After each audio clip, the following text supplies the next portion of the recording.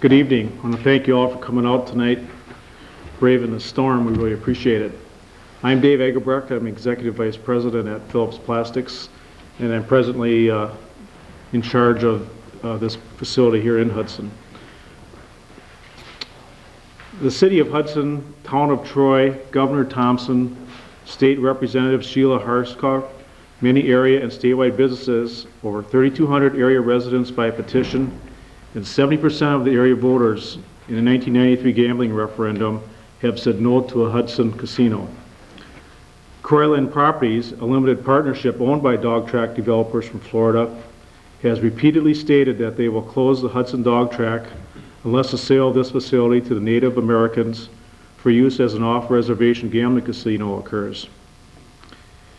It's not our purpose this evening to emphasize the obvious local opposition to a gambling casino at this site, but to share with the community the considerable potential this property could have as development land should the Hudson dog track close. And I can't speak for all the other businesses and folks in this community, but Phillips Plastics Corporation management has definitely voiced its opposition to this casino. In fact, we can make the statement that should there be a casino in an area where we plan to move in the future, we would not make that move. We presently have 10 facilities in the state of Wisconsin, and we would certainly oppose going to any other community where there would be a casino. The St. Croix Meadows potential land use concept plan presented tonight shows that if this land were subdivided and developed, local governments could receive more tax revenue than they do now.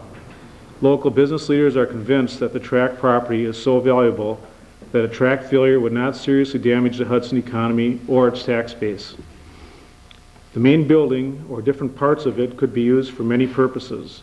So if the tract failed, the grandstand would probably retain substantial value. The revenue tables in the plans presented show that even if all the tract buildings were knocked down, the property, once developed, could still earn local government tax revenue roughly equivalent to the $1.15 million per year that the casino operators are promising, nearly twice what the current dog track is assessed. The concept plan presented this evening is just one among many possibilities. Should the land be offered for sale, many developers will surely be interested. Each will no doubt have different ideas about how to best divide and utilize the property, all subject to local code and approval process. But this plan shows that with responsible land use, taxpayers and local governments need not worry about a tract failure increasing our property taxes in Hudson. All of the past tract promises have proven worthless. Let's move on to a realistic future for business in the Hudson area, which will contribute positively to the quality of life as well as economics. I'm pleased to introduce Mr. Tom Stacy. He's a principal in the architectural firm of PSI Design, Inc. They're located in Big Bend, Wisconsin. Mr. Stacy has spent considerable time in Hudson conducting the research necessary to develop the plan that we will present to you tonight. All city residents will receive our plan Wednesday by mail. We welcome their comments and support. We look forward to our community working together for a better future for Hudson.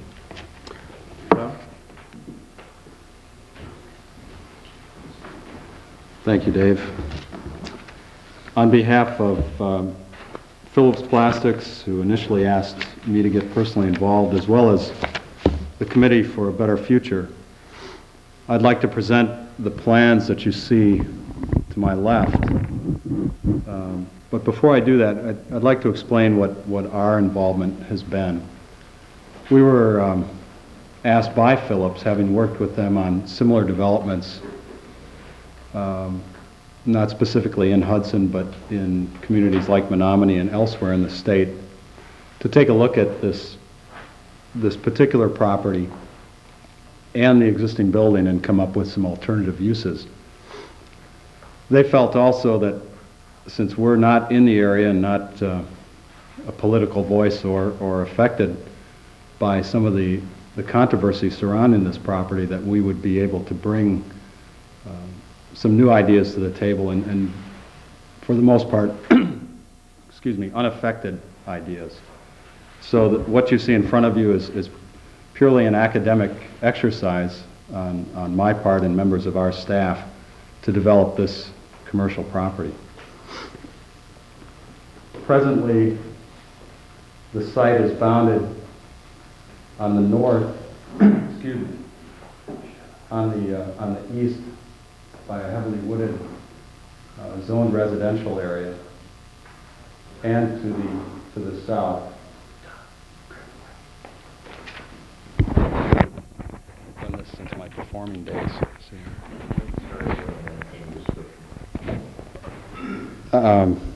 Starting again, the property as it sits right now is primarily zoned for one use, and that's for the casino. Around the periphery of the site, it's zoned residential, and as I understand it, that was merely a protection for some of the other adjacent properties.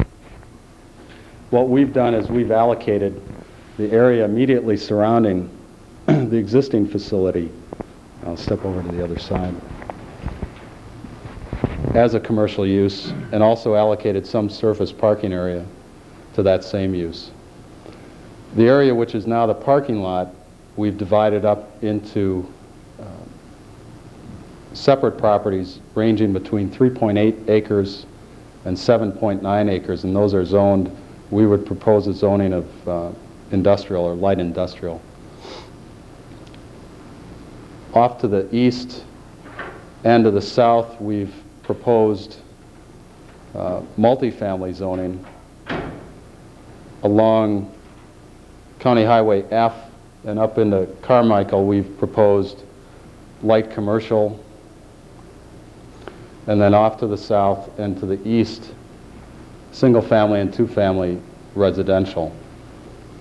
What generated that thinking was the obvious flat pad that exists for or around the existing dog track would be ideally situated and prepared for light industrial use. And also, based on comments that came from the committee and others, seemed that there was a pressing need for that use.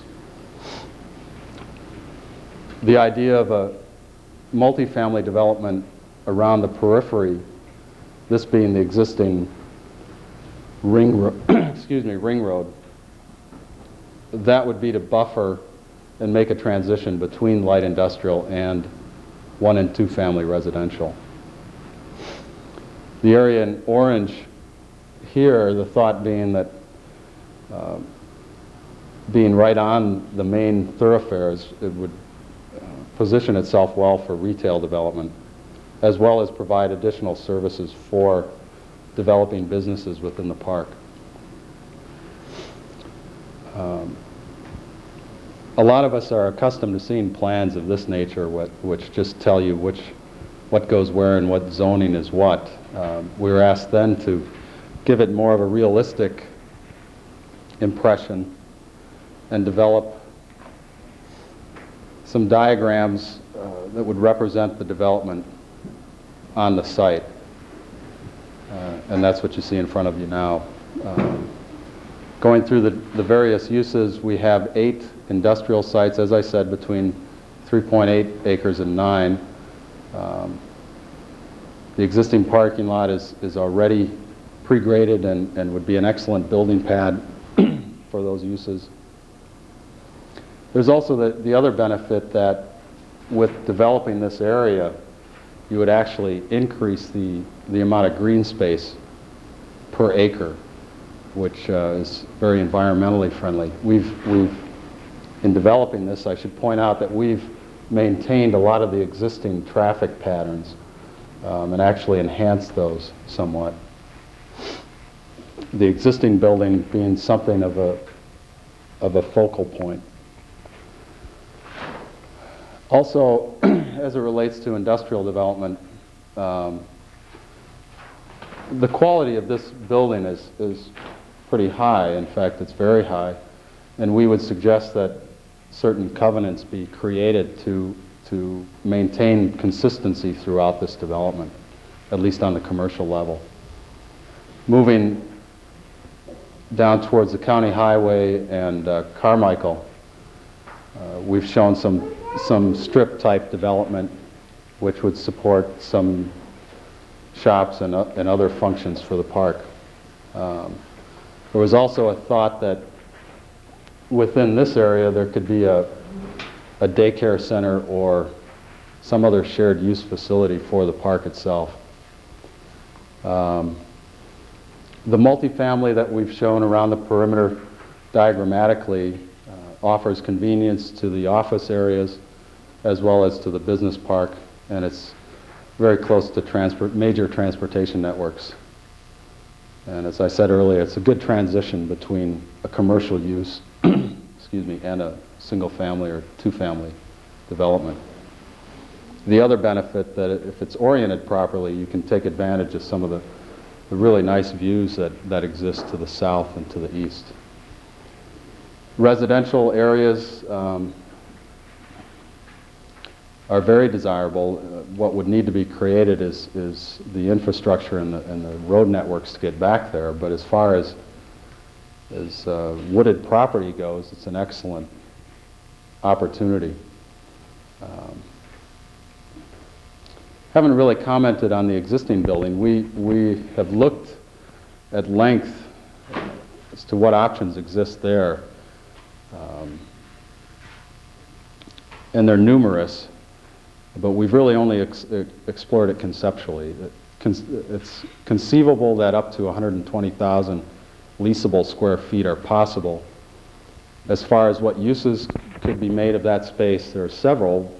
The primary being just to divide it up into leasable office space for businesses who would conceivably later build on site, or just for smaller types of businesses. The other potential use is that the ground floor could be used for shared conference rooms, shared training areas for whoever develops within the property.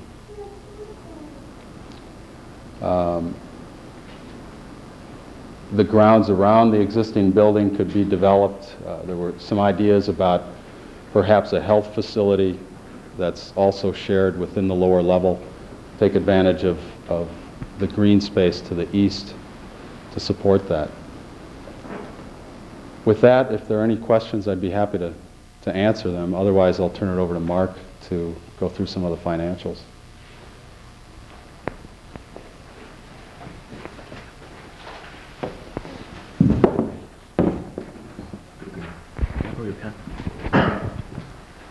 Don't keep it. I won't. Thank you. I'm Mark Erickson, and thanks again for coming tonight.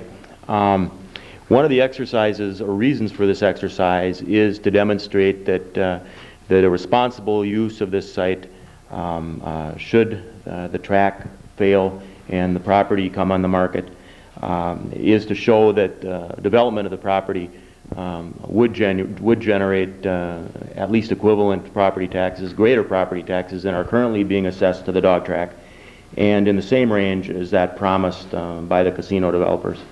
So I guess I would like right now to go through just a brief description of how we arrived at the property tax generation numbers that you see before you on this board. And we'll start out with this column on the left. This column on the left depicts the value of the grandstand building. And we started at a value of $13.5 million roughly, which is based upon the current assessed value of the site, the 126 acres, less about $50,000 per acre for the balance of the property. 14.5 acres would remain with the grandstand on our current plan right here. So you can see going across from left to right on the chart that should the property, the grandstand be valued at that number, the total tax generation for the site would be, using the current mill rate, would approximate $1.4 million, or about $260,000 greater than the payments that have been negotiated by the casino developers. Going on down this column, pretty much arbitrary numbers were chosen for the value of the building, just to play around with the numbers and see what tax generation would result. And I don't need to go through every one, but I guess the one I want to go through is column E, or row E, I should say. In row E, it's assumed that the current grandstand building is valued at 0, is torn down, and the underlying property is developed in industrial, light industrial. If that were to occur, the taxes generated by the site, once developed along the lines of the plan presented this evening, would be within $20,000 of the payments which have been negotiated by the developers, the casino developers. So basically, it's a wash.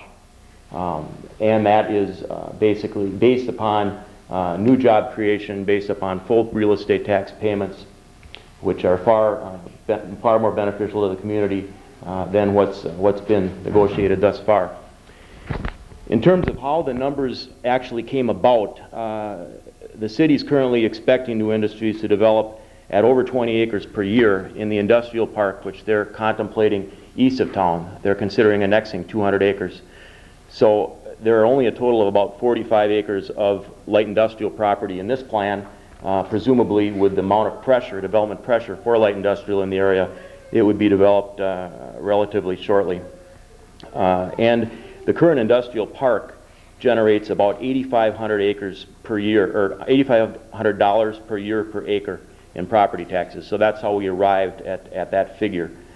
Commercial, there's 9.8 acres of commercial, as Tom Stacy mentioned. And the last 20 recently developed commercial properties generate about $10,400 per year per acre in tax generation. So that's where that number came from. In residential, basically there are 113 multifamily dwelling units yearly that are either approved or constructed. That's a 5-year average.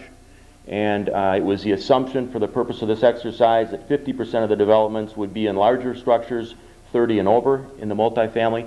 The balance would be in smaller structures, and we basically use an average of the real estate tax generated by those types of structures within the city to generate those numbers. Finally, the residential of 1 and 2 family, basically there is very little, if any, property in town right now which is suitable for moderate priced single to 2 family development. It was decided that an average of 4 $80,000 units per net acre would be used to arrive at the real estate tax generated per acre for that property. So that's how we arrived at the numbers. This is how they add up. We feel that this plan, while conceptual, at least offers an alternative use and shows that an alternative development of the property would be economically viable to the city, county, and residents, to say nothing of the jobs that would be created by the development of the property. So that's it. If there are any questions, we'd be happy to try and answer them. You mentioned the high demand for light industrial and commercial property in Hudson Mm-hmm. and adding some more acreage. Mm-hmm. Is there available anywhere a list of businesses interested or seeking the use of property in this area? I am not currently aware of a list of property. I know that there are interested people. For example, we just got done developing a small site of multifamily property which borders the industrial park in Hudson. And one of the things we had to do in that development was we had to crown the top of a hill, which resulted in a great deal of excess fill. And we made a deal with the property owner just across the street to take the fill off our hands at a reduced price for him and a good deal for us. The second that fill went on the property, I mean, it was in 30 days, and there was a building under construction on that property. And now there's an office warehouse under construction right now on that property. There just is not enough light industrial property within the city right now for the demand. So. And just for anyone who's not familiar, St. Joseph and Somerset are both addressing development of the same nature this time too, and access is convenient there. Okay.